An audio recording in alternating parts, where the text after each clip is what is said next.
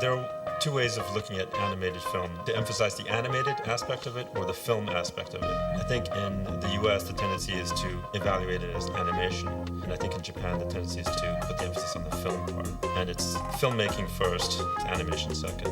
I mean, I was always a fan of anime. When Akira came out, I saw it, I thought it was fantastic.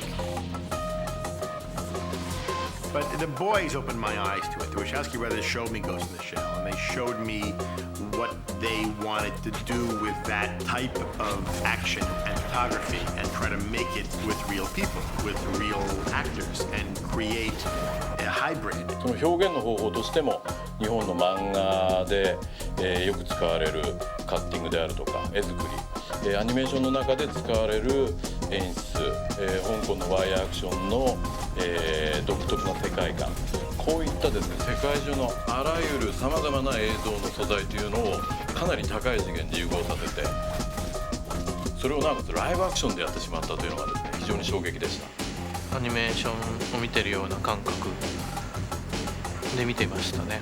It seemed like they were animating their actors the way an animator would manipulate an animated character. やっぱりそのカット割りだとかね、そういうとこで自分もよくやるようなカット割りと似てるなとかっていうふうには思ったんだけど、やっぱり実写でやるとそれが全然味わいが違っちゃうし、やっぱ実写でここまでやられちゃったら俺ら次どういう手使ったらすごい映像作れるかなっていうところがやっぱり非常に、不安にもさせてくれたね。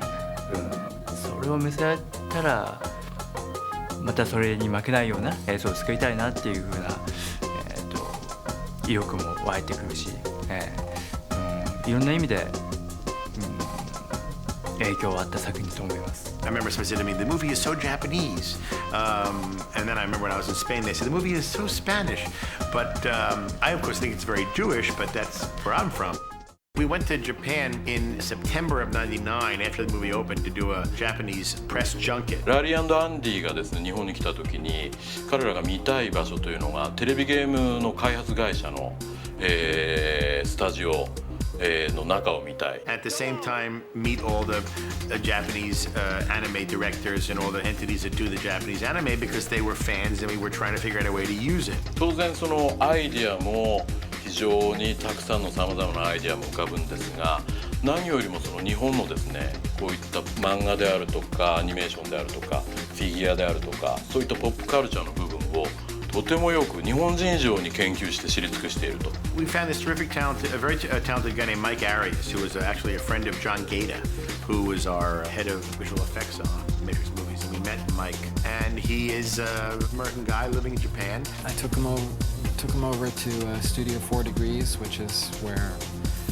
we've ended up doing most of the Animatrix. これはね、すごく記念すべき、私にもすごい楽しい話なんだけれども、マトリックスを公開するときにジョエル・シルバーさんとアンディ・ラリー・ウォシャクスキーさんがアロハシャツで、それでサンダル履きでペタペタペタとこのスタジオに遊びに来てくれたんですね。I think they were just really feeling the situation out. We had the opportunity to really incorporate traditional anime in some fashion that would incorporate elements of the story in a new way. And we didn't know how to do it at first. We thought maybe we'd do a television show. We thought maybe we might do one anime feature. I ended up spending the whole week with these guys and seeing The Matrix for the first time at the Japanese premiere. And, you know, I was blown away, too. It was very, who are these guys? Where did they come from? And how did John Gaeta pull this off?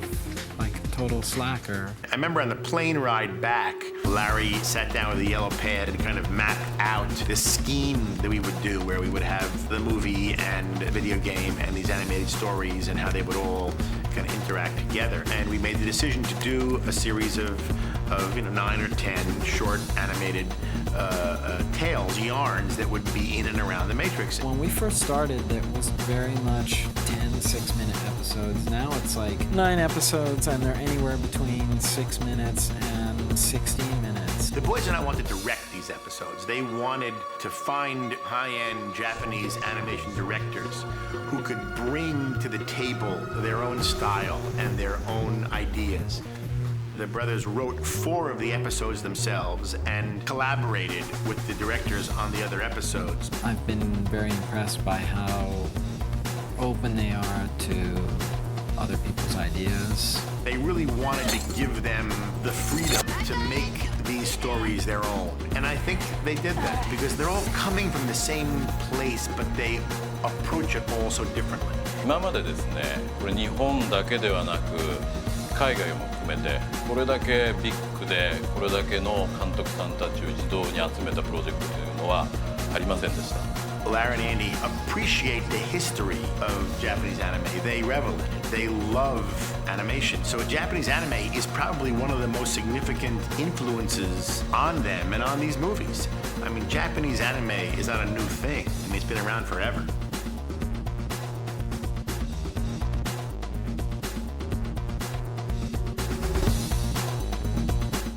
The modern Japanese comic is a fusion of two things. It's a fusion of Western form, which is basically the grammar for modern comic books, which was developed in the United States. That was fused onto an indigenous tradition. It goes back hundreds, even 1,000 years, of art that entertains, and it's mainly line art. That manga are really an outgrowth or just the sort of modern expression of the same artistic vibes that inspired the great ukiyo-e, the Japanese woodblock printmakers of the 19th and 18th centuries, and even before that, the old Buddhist scroll makers. You'd unroll them from right to left, and as you unroll them, there would be a story that would unfold. And then later on, you had the emergence of woodblock prints, which were a way to mass-produce visual art, and they depicted more popular subjects, often such as kabuki actors, natural scenes, but they were also compiled into books and used to tell stories in sequence, so they were very similar to today's comics in many senses. But then they, in the 1920s, I think it was, they discovered the funnies in America. They started drawing, story comics as opposed to these one-panel things.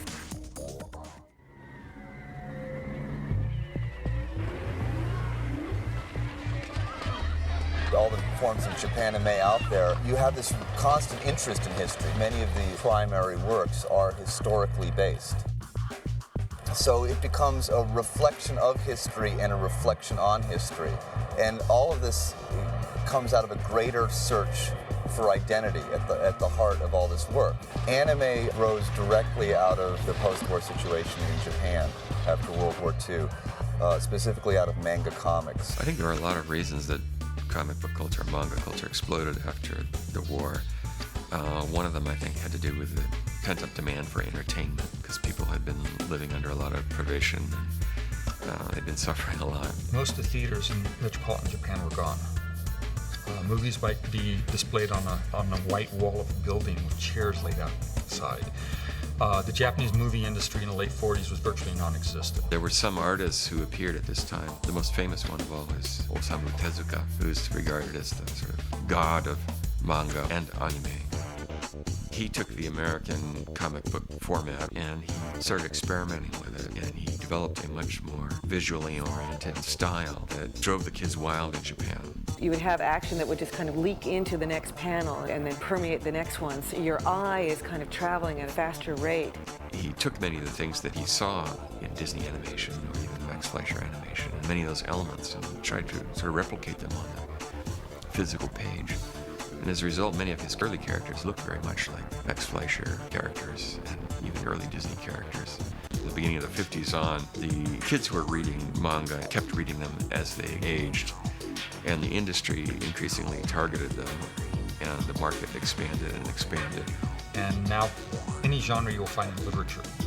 Hard-boiled detective, sappy love stories, science fiction, fantasy tales, straight adventure stories, stories about everyday life. They put every subject matter into comic books. We have a tendency here to think that, if it's not Archie comics or superhero comic books, well, what could it possibly be? They're manga about, loan sharks. They're manga about housewives. They're mangas about, people who are unemployed, office workers. There's mahjong ones, right? And then you have a grappler fighting one. And some are for females and some are for males. It's like broken up that way, but then there's ones for kids, ones for adults, ones for perverts. Like all these topics that you wouldn't imagine are popular, but everybody reads them. manga are a true mass medium.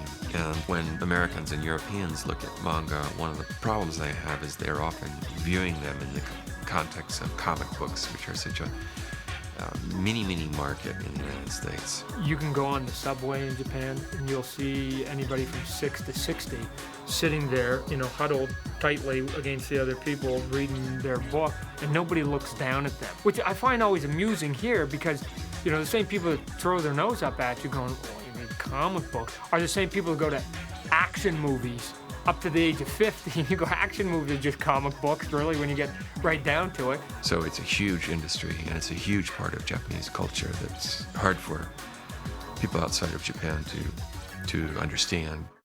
It really began what we think of as anime with Osamu Tezuka's Astro Boy.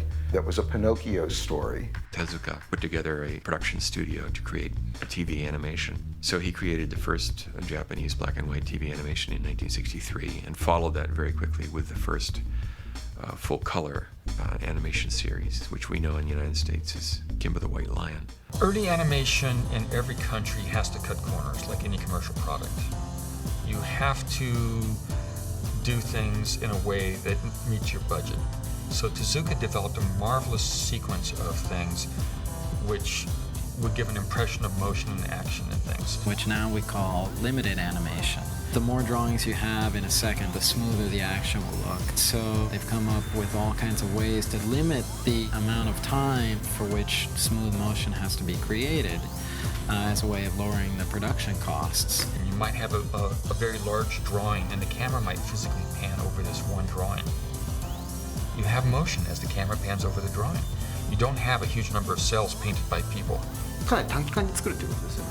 ローバジェットで短期間に作ることには長けてると思います。That's the one thing that the Japanese do way grander than us, is that they figured out how to cheat your way, if you will, through the process, and in the good moments actually convince you that they weren't cheating. It often looks just like reading manga. Often the frames are semi-frozen. Characters don't move as rapidly as, say, Disney animation. And you find poses and angles from which the characters look good, and you play to those and use dialogue and cutting and the settings more than an American director might. If you slide static images, it looks like things are moving because the perspective of your eye changes as you come up over a hill. And as you turn a corner, everything moves on you. So if you move something in the background and you move the people in the middle ground and everything's going like this at a different rate, you see motion. Motion equals animation. There's more emphasis on close-ups of faces, sort of freezing of the frame where they're focusing on the eyes and the emotion. A lot of Americans look at Japanese animation and Japanese comics and they are sort of puzzled by the look of the characters. They often have big eyes and they often look Caucasian, and that's partly due to some of the techniques that Tezuka established. His model was really American animation.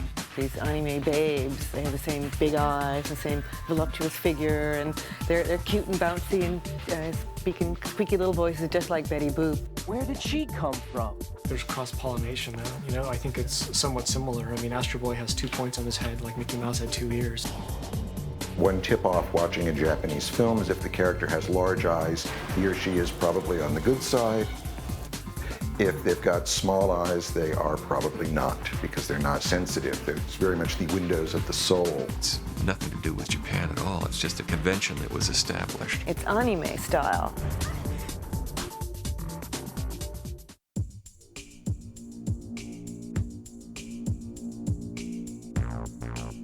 You get sequences in which there seems to be very little action going on.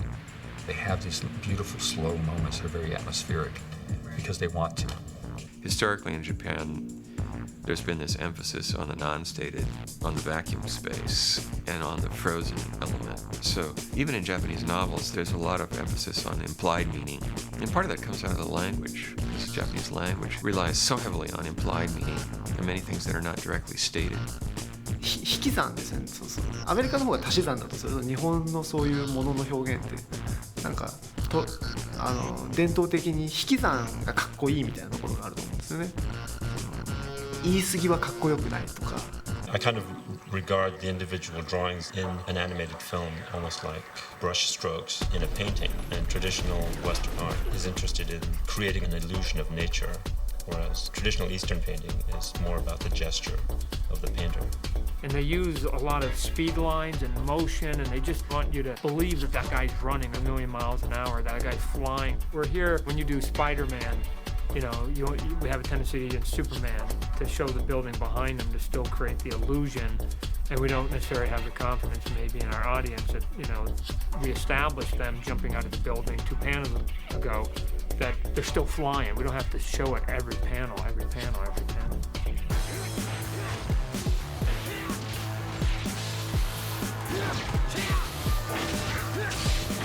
One of the delicious tropes of anime, which I think is a direct influence on the Matrix, is this savory anticipation before the violence erupts. You get this kind of freeze frame in action, this pause, right before there's often extreme violence or a moment of great action. It's a dramatic pause.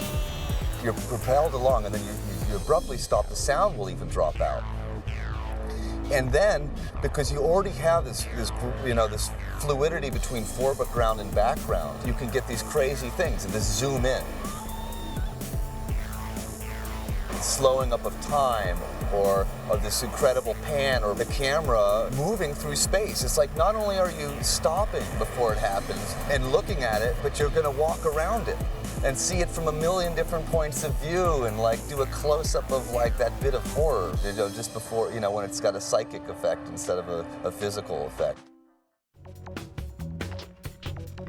As the economy continued to grow and that industry continued to expand, they just moved out in all directions into a variety of graphic styles, to the use of color, development of features, of direct-to-video projects, and of broadcast television projects, and produced an extraordinary body of work during the 70s, 80s, and 90s. By the time mid-60s had come along, the anime had started to flow into this country with stuff like Speed Racer. By the time Battleship Yamato and G-Force and that stuff started coming in, American productions just seemed tame by comparison. In the 70s, some people start noticing that this is like something else. It started out very small. The first organized clubs were an offshoot of science fiction fandom. Thing that was the exclusive preserve of a very small group of geeks who watched bootleg tapes or films in Japanese when very often they didn't speak Japanese. By the 80s, you have this huge fanboy subculture. And in the late 80s, you had things like Akira being done. When it made the art house theaters in the US, it really had an impact. For a lot of Americans, for a long time, if you mentioned anime, they would think Akira. Anyone who was into like action movies saw that and was like, wow, you know, they can only be blown away by that. You can say that Akira is a story of post-apocalyptic Japan, but the fact is that Japanese society itself is post-apocalyptic. I mean, Japan had atom bombs dropped on it, and I really think that influences every art movement that you see in Japan after the war. I mean, it's all post-apocalyptic. And so having seen the apocalypse up close, I think that's just an important element in their psychology and something that they cannot help but be aware of. The first frame of Akira is the mushroom cloud. Fandom really expanded dramatically in the 90s with the growth of college clubs. College theaters got a hold of those films and just played them over and over and over. They became midnight things. When I was in college, Akira and Ghost of the Shell played forever. People would trade tapes with their own subtitles added on. Maybe embarrassed to have tapes sometimes. Yeah. It's like an embarrassing thing, you know. It's really closeted. But some people we know started off trading tapes, maybe having bootleg tapes, and then they went on to open up their own stores, you know, legitimate stores. So it's kind of like the way rappers used to sell stuff out of their trunk. Late 80s, early 90s, you have this huge explosion. I mean, it's still not entirely mainstream, but you have Time yeah, it is mainstream. You have Time magazine doing stories on you know, Japan anime. The introduction of Japanese animation on video, which is now a $500 million a year industry in this country, the increased broadcasting of Japanese programs on TV. Now you can get it at, major chains and stuff, and there'll be anime sections and huge tech stores. And, it shows up in commercials and big movies now. And that's sort of a moment which allows the inclusiveness of Matrix. This is a Japanese product, and yet it's causing Americans to get together, Americans to connect with each other in a very, I think, very positive way. Maybe that's our hope here, is that it's here, that it's the next generation that will go, no, that's equally as good, if not better, and we grew up with it. We accept, outside culture sort of ideas, and maybe that's how we have to get that thing going from a trickle to a full-blown flood. That'd actually be nice. In the United States, we've built all these little fences around animation and said, essentially, the medium can't go here. That certain sorts of violent actions, certain kinds of relationships, sexual activities, intellectual content just aren't appropriate for animation in this country. In Japan, none of those boundaries exist. 日本のやつはよりその世界観とかムードとか、あとそのお話ですよね。日本のアニメってのはその映画ではなくて漫画でもなくて絵物語と映画のちょっと間ぐらいのところにあるような気がするんですよね。だからその Like Garage Rock, it works as long as there's soul behind it.